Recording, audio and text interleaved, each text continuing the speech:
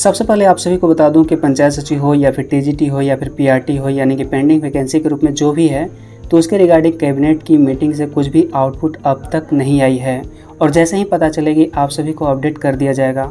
तो अभी तक की जानकारी के अनुसार 1932 का खतियान लागू कर दिया गया है और इस जो 1932 का ये खतियान है, जो ये लागू जो हो रहा है नियम, इसे 9वीं अनुसूची में भेजने की बात कही जा रही है।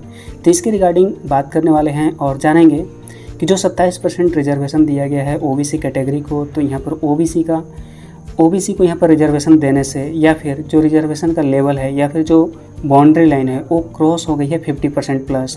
तो आइए इन सभी को बात कर लेते हैं डिटेल से। विधेयक 2022 के गठन के संबंध में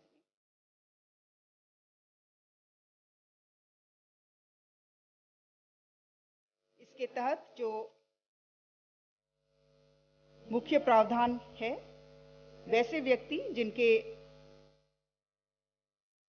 पूर्वज का नाम 1932 तथा उसके पूर्व के सर्वे खतियान में दर्ज है, उसके आधार पर स्थानीयता की परिभाषा रखी गई है और इसके लिए विधेयक का गठन किया गया है। और जो भूमिहीन होंगे या खतियान उपलब्ध नहीं होने की स्थिति में अथवा खतियान यदि पठनीय नहीं है, तो ऐसे मामलों में ग्राम सभा द्वारा पहचान किया जाएगा। और यह भी विधेयक है और इसे भी नवी सूची में भेजने का।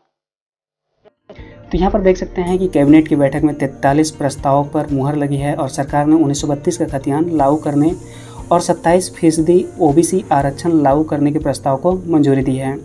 और गौरतलब है कि 5 सितंबर को विधानसभा के 1 दिवसीय विशेष सत्र के दौरान मुख्यमंत्री हेमंत सोरेन ने कहा था कि उनकी सरकार बहुत जल्द ही 1932 का खतियान लागू करने और उस पर आधारित स्थानीय नियोजन नीति लाने तथा ओबीसी आरक्षण लागू करने के प्रति प्रतिबद्ध है।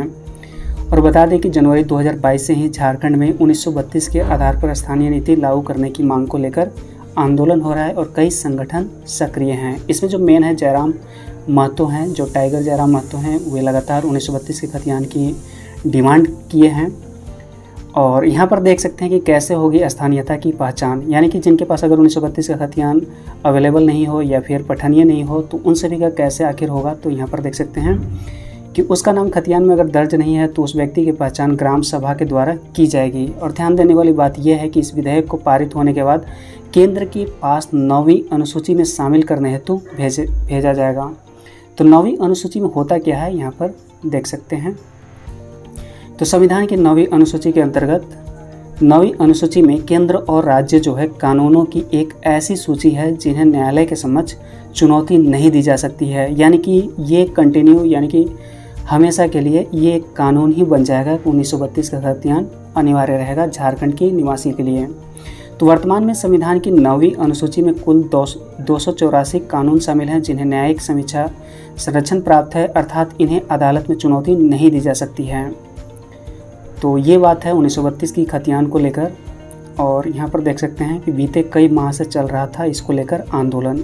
और यही नहीं, झारखंड मुक्ति मोर्चा के जो वरिष्ठ विधायक हैं लोबिन हेम्ब्रम भी बीते कई महीनों से 1932 के खतियान के आधार पर स्थानीय नियोजन नीति लाने की मांग को लेकर आंदोलनरत हैं और उन्होंने अपनी ही सरकार के खिलाफ मोर्चा खोल रखा है। और गौरतलब है कि 2019 की विधानसभा चुनाव में झारखंड मुक्ति मोर्चा ने अपनी चुनावी मैनिफेस्टो में भी वादा किया था यदि उनकी पार्टी सत्ता में आई तो 1932 के खतियान को आधार बनाकर स्थानीयता को परिभाषित करेगी। हालांकि मार्च 2022 में विधानसभा में मुख्यमंत्री ने कहा था कि 1932 का खतियान लागू करना व्यवहारिक नहीं है और हालांकि इससे पहले लागू भी किया गया था जिसे कोर्ट ने उसे रिफ्यूज कर दिया था। तो इससे झारखंड में आग लगेगी उनका कहना था। हालांकि आग तो लगेगी ही लगेगी, निश्चित रूप से लगेगी और आने वाले कुछ दिनों में वो नज़र आने वाली है। तो जो रिजर्वेशन की बात है यहाँ पर समझ सकते हैं कि 1932 का जो खतियान एवं ओबीसी आरक्षण को हेमंत सोरेन ने प्रस्ताव पारित कर दिया कैबिनेट से। तो जो ओबीसी को रिजर्वेशन दिया गया है तो उसके रिगार्डिंग समझ सकते हैं कि यहाँ जो रिजर्वेशन लेवल है, यहाँ पर देख सकते हैं कि झारखंड आरक्षण नीति 2001 में संशोधन हेतु विधेयक की मंजूरी। तो एसी कैटेगरी को 12% रिजर्वेशन है, एसटी कैटेगरी को 28% दे दिया गया, ओबीसी को 15%, ओबीसी 1 को, ओबीसी 2 को 12%, ईडब्ल्यूएस को 10%। तो यहाँ पर टोटल हो गया 77%, जो कि यहाँ पर जो रूल बोलता है कि मतलब मैक्सिमम 50% रिजर्वेशन होनी चाहिए, 50% से ज़्यादा अवैध है। तो इसको लेकर क्या कुछ होता है आने वाले दिनों में खुद पता चल जाएगा। टीजीटी, पीआरटी या फिर पंचायत सचिव के रिगार्डिंग इन्फॉर्मेशन निकालने की कोशिश जारी है और जैसे ही इन्फॉर्मेशन मिल जाएगी आप सभी को अपडेट कर दिया जाएगा। बहुत बहुत